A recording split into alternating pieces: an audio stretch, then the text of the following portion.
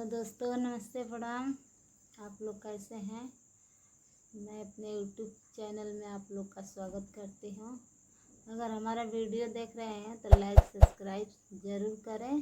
Subscribe ज़रूर कर दीजिए, क्योंकि बहुत मेहनत से हम लोग रात में 12 बजे तक जग कर वीडियो बनाते हैं और सारा काम करके।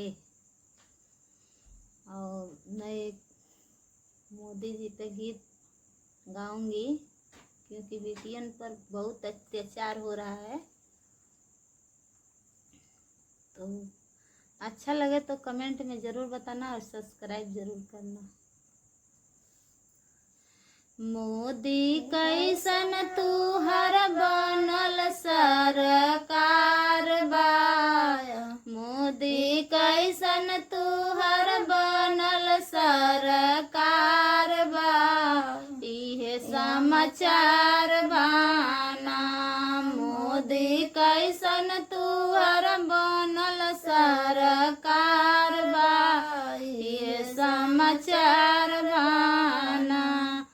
शहर शहर में पोस्टर लगौला, बेटी पढ़ाओ बेटी बचाओ। शहर शहर में पोस्टर लगौला, बेटी पढ़ाओ बेटी बचाओ।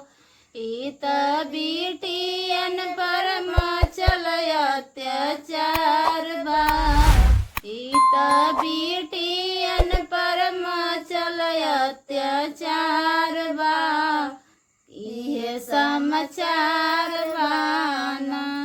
ई त बेटियन पर मचल अत्याचार बा, इहे समाचार बाना।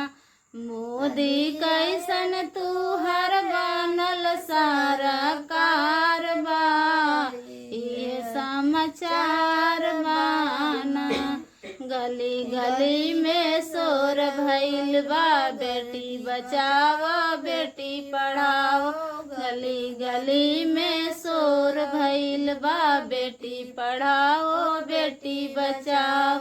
ई त बेटियन पर मचल अत्याचार बा, ई त बेटियन पर मचल अत्याचार बा। कैसन तोर सरकार